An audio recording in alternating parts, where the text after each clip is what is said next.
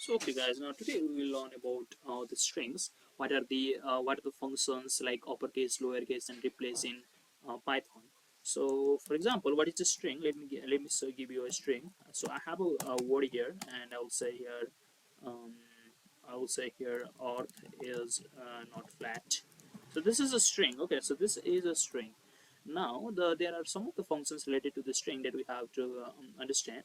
The first is the uppercase. For example, if I want to make every single character here to be uppercase, to be capital, then I will say word dot upper and give the function. So I will say this function and let's call this. Now as you can see, all these are not flat. Okay.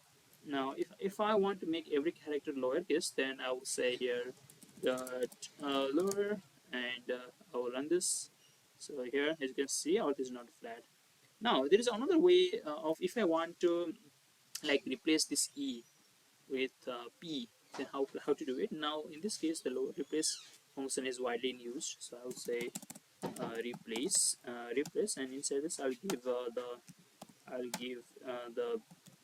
the word. Suppose I want to say e, I want to replace e by p, then I'll call this function, and as you can see, path is not a flat.